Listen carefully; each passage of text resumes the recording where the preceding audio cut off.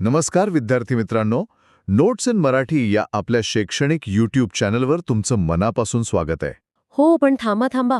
मला वाटतं आज आपण नेहमीच्या क्लासरूमच्या जरा बाहेर पाऊल टाकत आहोत. अगदी बरोबर. कारण आपल्याकडे जे स्रोत आहेत ते फक्त परीक्षेपुरते नाहीत. ती एका अशा काळाची कहाणी सांगतात ज्याने आपलं आजचं जग घडवलंय. बरोबर. द डीप डाईव्हमध्ये आपलं स्वागत आहे. आज आपण युरोपच्या इतिहासातील एका म्हणा वादळी काळात डोकावणार आहोत. साधारणपणे 14व्या ते 17व्या शतकातला काळ, हो, ज्याला पुनर्जागरण किंवा रेनेसा म्हणतात. ज्याचा शब्दशः अर्थ आहे पुनर्जन्म. पण हा पुनर्जन्म नक्की कशाचा होता? म्हणजे आपल्या स्रोतानुसार ही गोष्ट फक्त सुंदर चित्र किंवा भव्य इमारतींपुरती मर्यादित नव्हती. नाही, अजिबात नाही. ही गोष्ट होती विचारांच्या एका मोठ्या स्फोटाची. माणसाचा स्वतःकडे, देवाकडे आणि या संपूर्ण जगाकडे बघण्याचा दृष्टिकोन कायमचा बदलला. चला तर मग हा धागा उलगडून बघूया. तर पहिला प्रश्न जो मनात येतो तो म्हणजे हे सगळं इटलीमध्येच का सुरू झालं? म्हणजे फ्रान्स किंवा इंग्लंडमध्ये का नाही? याचे एक मोठं कारण म्हणजे पैसा आणि भूगोल. पश्चिम रोमन साम्राज्याच्या पतनानंतर युरोपमधली अनेक शहरं जवळजवळ ओस पडली होती. अच्छा. पण इटलीची शहरं, विशेषतः तिथली बंदरं, ती मात्र जिवंत राहिली. बायझेंटाईन साम्राज्य आणि इस्लामिक देशांसोबतच्या व्यापारामुळे ही शहरं पुन्हा श्रीमंत होऊ लागली. म्हणजे असं समजू शकतो का की पूर्वेकडून मसाले, रेशीम आणि नवनवीन कल्पना घेऊन येणारी जहाजं सतत व्हेनिस आणि जिनवाच्या बंदरांमध्ये लागत होती? अगदी. म्हणजे ज्ञानाच्या या पुनर्जन्मासाठी आधी आर्थिक पुनर्जन्म होणं गरजेचं होतं. जसं आजच्या काळात सिलिकॉन व्हॅलीमध्ये पैसा आणि तंत्रज्ञानामुळे नवीन विचार जन्माला येतात तसंच काहीसं. अगदी तशीच तुलना कर पाहिली. आणि फक्त पैसाच नाही, तर तिथली सत्तेची रचनाही खूप वेगळी होती. कशी? युरोपच्या इतर भागांमध्ये राजे आणि जमीनदारांची सरंजामशाही होती, जिथे बदल खूप हळू होत होते. पण फ्लॉरेन्स आणि व्हेनिससारखी शहरं ही स्वतंत्र नगरराज्य होती. नगरराज्य हे जरा सोपं करून सांगाल का?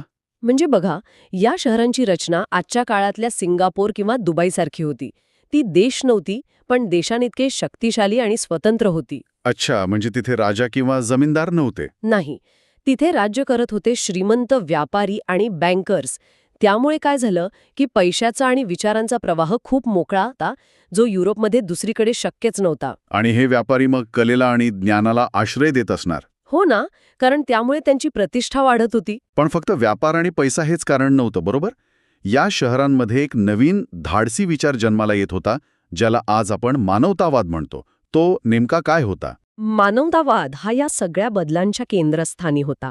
म्हणजे सोप्या भाषेत सांगायचं तर तोपर्यंत माणसाच्या आयुष्याचा केंद्रबिंदू हा धर्म आणि मृत्यूनंतरचं जीवन होतं. हो, म्हणजे तुमचं हे आयुष्य म्हणजे परलोकाच्या तयारीसाठी आहे असं मानलं जायचं. बरोबर.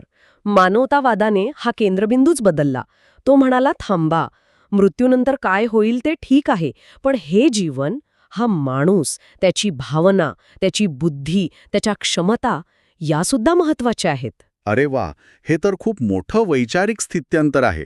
म्हणजे आपण देवासाठी काय आहोत याऐवजी आपण एक माणूस म्हणून काय आहोत यावर लक्ष केंद्रित झालं. अगदी बरोबर. आणि याची प्रेरणा त्यांना कुठून मिळाली? तर जुन्या ग्रीक आणि रोमन लेखकांच्या ग्रंथांमधून. अच्छा. मानवतावादी विचारवंतांना, जसे की पेट्रार्क, यांना असं वाटत होतं की रोमन साम्राज्यानंतरच्या 1000 वर्षांच्या काळात, ज्याला ते मध्ययुग म्हणायचे किंवा अंधार युग, हो, त्या अंधार युगात हे ज्ञान कुठेतरी हरवून गेलं होतं. त्यांना ते ज्ञान पुन्हा शोधायचं होतं. हे असं आहे जसं आपल्याला आपल्या पणजोबांची एखादी जुनी पेटी सापडावी आणि त्यात त्यांची डायरी, त्यांचे विचार सापडावेत आणि आपल्याला कळावं की अरे, ते किती हुशार होते. काय उत्तम उदाहरण दिलंय. आणि याच विचारातून शिक्षण पद्धतीत क्रांती झाली. तोपर्यंत शिक्षण म्हणजे काय, तर फक्त धर्म आणि कायद्याचा अभ्यास. पण आता व्याकरण, साहित्य, इतिहास, नीतिशास्त्र यांसारखे विषय शिकवले जाऊ लागले. यालाच ह्युमॅनिटीज असं म्हटलं गेलं. आणि या शिक्षणाचा उद्देश फक्त चांगला ख्रिश्चन बनवणं नव्हतं, तर एक चांगला, सुसंस्कृत आणि स्वतंत्रपणे विचार करणारा व्यक्ती घडवणं हा होता. आणि जर व्यक्ती इतकी महत्वाची झाली असेल तर मला खात्री आहे की याचा थेट परिणाम त्या काळातील कलेवर झाला असणार. 100% हा या काळातला सर्वात स्पेक्टॅक्युलर बदल होता. कसा? मध्ययुगीन कला मुख्यत्वे धार्मिक होती. त्यातल्या मानवी आकृत्या कशा? तर सपाट, भावनाशून्य आणि प्रतिकात्मक. पण आता कलाकारांनी माणसाकडे आणि निसर्गाकडे एका नवीन नजरेने बघायला सुरुवात केली. त्यांना आदर्श माणूस नाही तर खरा माणूस दाखवायचा होता. अगदी. त्याच्या भावना, त्याच्या चेहऱ्यावरचे हावभाव, त्याच्या शरीराची रचना यांसकट. आणि यासाठी त्यांना प्रेरणा कुठून मिळाली? प्रेरणा मिळाली जमिनीखालून. खरं तर म्हणजे इटलीमध्ये खोदकाम करताना त्यांना हजारो वर्षांपूर्वीच्या रोमन साम्राज्याच्या मूर्ती सापडत होत्या. त्या मूर्तींमधली मानवी शरीराची अचूकता आणि सजीवता पाहून हे कलाकार थक्क झाले. अच्छा, म्हणजे त्यांना जाणवलं की आपल्या पूर्वजांना हे ज्ञान होतं जे आपण विसरून गेलो होतो. बरोबर. पण फक्त जुन्या मूर्ती बघून इतकी अचूकता साधणं शक्य आहे का? नाही. इथे विज्ञानाची भूमिका होती. ती कशी? इथेच तर खरी गंमत आहे. त्या काळात कला आणि विज्ञान हे दोन वेगळे विषय मांडलेच जात नव्हते. अच्छा. ते सत्य शोधण्याचे दोन मार्ग होते. कलाकारांना जाणवलं की जर त्यांना मानवीय शरीर खरंखुरं दाखवायचं असेल तर ते आतून कसं दिसतं हे अभ्यासावं लागेल. एक मिनिट. म्हणजे चित्रकार अक्षरशः वैद्यकीय वर्गात जाऊन शरीररचना शिकू लागले. हो. थांबा. म्हणजे चित्रकार चक्क मानवी शरीराचं विच्छेदन बघायला जात होते. बापरे. हो. आपल्या स्रोतांमध्ये अँड्रियस वेसेलियस या बेल्जियन डॉक्टरचा उल्लेख आहे. त्यांनी पडुआ विद्यापीठात पहिल्यांदा मानवी शरीराचं विच्छेदन करून आधुनिक शरीरशास्त्राचा पाया रचला आणि याचा थेट फायदा कलाकारांना झाला. आणि लिओनार्डो दा विंची हे याचंच सर्वोत्तम उदाहरण आहेत, नाही का? अर्थात. त्यांचं नाव घेतलं तरी मोनालिसा डोळ्यासमोर येते. पण ते फक्त चित्रकार नव्हते. अजिबात नाही. ते स्वतःला प्रयोगाचा शिष्य म्हणायचे. ते एकाच वेळी चित्रकार, शिल्पकार, शास्त्रज्ञ, संशोधक, इंजिनियर काय नव्हते. खरं. त्यांनी मानवी शरीर समजून घेण्यासाठी अनेक शवविच्छेदनं केली आणि त्याची इतकी अचूक चित्र काढली. त्यांची चित्र ही केवळ कलाकृती नाहीत, तर ती वैज्ञानिक अभ्यासाची कागदपत्र आहेत. आणि याच काळात मायकल अँजेलो, राफेल यांसारखे दिग्गज कलाकार होऊन गेले. हो ना. मायकल अँजेलोनी घडवलेलं द पिएटा हे शिल्प अविश्वसनीय आहे. आणि सिस्टीन चॅपेलच्या छतावर काढलेली चित्र. ते बघितलं की लक्षात येतं की मानवी प्रतिभेला काहीही अशक्य नाही. आणि एक महत्वाचा बदल म्हणजे आता कलाकार हे फक्त कारागीर राहिले नाहीत ना. नाही. ते जीनियस म्हणून ओळखले जाऊ लागले. त्यांचं स्वतःचं नाव आणि ओळख निर्माण झाली. फिलिपो ब्रुनेलेशी, ज्यांनी फ्लोरेन्सच्या भव्य घुमटाची रचना केली, त्यांचं नाव त्या घुमटावर कोरलं गेलं. हे त्या काळात खूप नवीन होतं. व्यक्ती म्हणून कलाकाराला प्रतिष्ठा मिळत होती. बरोबर. ठीक आहे. म्हणजे इटलीमध्ये पैसा होता, एक धाडसी नवीन विचार होता आणि त्यातून अप्रतिम कला जन्माला येत होती. पण या सगळ्या कल्पना, हे ज्ञान फ्लॉरेन्स किंवा व्हेनिसपुरतं मर्यादित न राहता संपूर्ण युरोपमध्ये इतक्या झपाट्याने कसं पसरलं? याचं उत्तर एका शब्दात देता येईल. तंत्रज्ञान. तंत्रज्ञान. हो. आणि ते तंत्रज्ञान होतं छपाई. युरोपियन लोकांनी छपाईचं तंत्रज्ञान चीनकडून शिकलं होतं. पण योहान्स गुटेनबर्ग नावाच्या एका जर्मन व्यक्तीने त्याला एका वेगळ्याच उंचीवर नेलं. त्याने 1455 मध्ये मूव्हेबल टाईप प्रिंटिंग प्रेसचा वापर करून बायबल छापलं, बरोबर? हो. आणि याचा परिणाम किती मोठा होता हे जरा उदाहरणातून सांगते. सांगा ना. कल्पना करा, गुटेनबर्गच्या आधी एका भिक्षूला बायबलची एक प्रत हाताने लिहून काढायला कदाचित 3 वर्ष लागायची. 3 वर्ष? हो. गुटेनबर्गने तेवढ्या वेळात बायबलच्या 150 प्रती छापल्या. अरे वा. म्हणजे अचानक पुस्तकं स्वस्त झाली. आणि सहज उपलब्ध झाली. ज्ञान जे फक्त चर्च आणि श्रीमंतांच्या ग्रंथालय बंद होतं, ते आता सामान्य लोकांपर्यंत, विद्यार्थ्यांपर्यंत पोहोचू लागलं. हा त्या काळातील इंटरनेटचा शोध होता असं म्हणा ना. खरंय. विचारांना आता पंख फुटले होते. बरोबर. तर या विचारांच्या प्रसारामुळे मानवाकडे बघण्याचा दृष्टिकोनही अधिक जटिल झाला असणार. म्हणजे फक्त मानवी क्षमता आणि चांगुलपणा यावरच चर्चा झाली की त्याच्या स्वभावाच्या दुसऱ्या बाजूवरही विचार केला गेला. राजा दयाळू असावा, न्यायी असावा, वगैरे वगैरे. पण मॅकियावेलीने काय वेगळं सांगितलं? मॅकियावेलीने मानवी स्वभावाचं एक अत्यंत व्यावहारिक आणि खरं तर कठोर चित्रण केलं. तो म्हणाला, हे सगळं ठीक आहे, पण वास्तव वेगळं आहे. काय होतं वास्तव त्याच्या मते? त्याच्या मते माणसं मुळात स्वार्थी, कृतघ्न आणि धोकेबाज असतात. त्यामुळे राजाने प्रजेचं प्रेम मिळवण्यापेक्षा त्यांच्या मनात भीती निर्माण करण्यावर जास्त भर द्यावा. कारण प्रेम टिकत नाही, पण भीती टिकते. अगदी. सत्ता टिकवण्यासाठी नैतिक अनैतिक याचा विचार करण्याची गरज नाही, असं त्याचं म्हणणं होतं. बापरे. म्हणजे it's better to be feared than loved हा विचार इथून आला. त्या काळात हे ऐकणं म्हणजे आजच्या काळातल्या एखाद्या मोठ्या राजकीय नेत्यावर जाहीर टीका करण्यासारखं धाडसाचं होतं. त्यानं राजकारणाला धर्मापासून आणि नैतिकतेपासून पूर्णपणे वेगळं केलं. आपण व्यक्तीच्या उदयाबद्दल बोलत आहोत, पण या व्यक्तीमध्ये स्त्रियांचं स्थान काय होतं? त्यांना हे नवीन स्वातंत्र्य, शिक्षणाचे हक्क मिळत होते का? दुर्दैवाने नाही. या पुनर्जन्माचा फायदा स्त्रियांना फारसा झाला नाही. अच्छा. सार्वजनिक जीवनात पुरुषांचंच वर्चस्व होतं.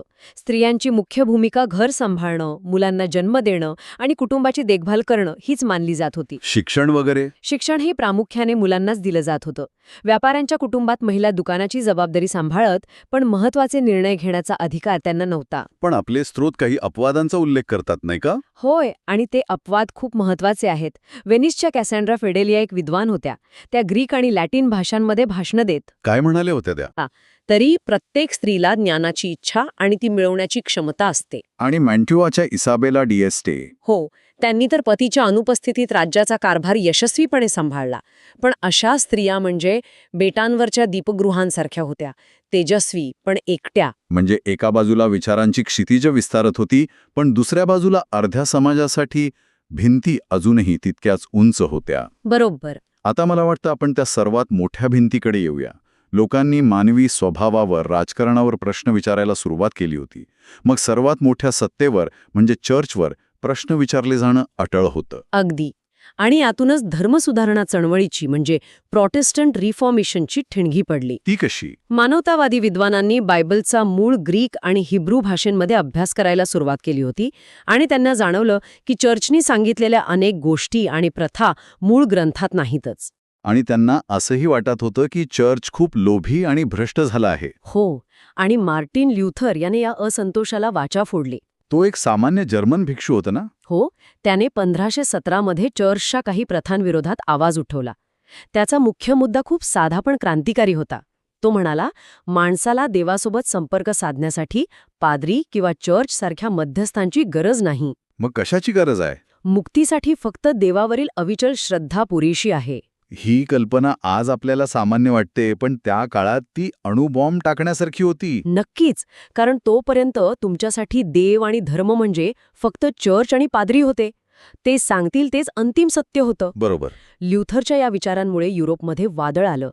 त्याने बायबलचं जर्मन भाषेत भाषांतर केलं, जेणेकरून सामान्य लोकांना ते वाचता येईल. आणि छपाईच्या तंत्रज्ञानामुळे त्याचे विचार वेगाने पसरले असणार. हो, यातूनच ख्रिश्चन धर्मात प्रोटेस्टंट नावाचा एक नवीन पंथ निर्माण झाला आणि युरोपमध्ये अनेक ठिकाणी धार्मिक युद्ध सुरू झाली. तर लोकांनी केवळ धर्माकडेच नाही तर संपूर्ण विश्वाकडे पाहण्याचा दृष्टिकोनही बदलला का? निश्चितच. हा या काळातील सर्वात मोठा आणि धक्कादायक बदल होता. तो काय होता? तोपर्यंत हजारो वर्षांपासून सगळेजण मानत होते की पृथ्वी विश्वाच्या केंद्रस्थानी आहे आणि सूर्य, चंद्र, तारे तिच्याभोवती फिरतात. चर्चचीही हीच शिकवण होती. हो, कारण पृथ्वी पापांनी भरलेली आहे, त्यामुळे ती स्थिर आहे आणि बाकी पवित्र गोष्टी तिच्या भोवती फिरतात. अगदी. पण कोपर्निकस नावाच्या एका शास्त्रज्ञाने याला आव्हान दिलं. Nicolaus Copernicus. हो, त्याने गणिताच्या आधारावर एक क्रांतिकारी सिद्धांत मांडला की पृथ्वी नाही तर सूर्य विश्वाच्या केंद्रस्थानी आहे. आणि पृथ्वीसह सर्व ग्रह सूर्याभोवती फिरतात. बरोबर. या एका सिद्धांताने माणसाला विश्वाच्या केंद्रातून उचलून एका सामान्य ग्रहावर आणून ठेवलं. याचा काय परिणाम झाला?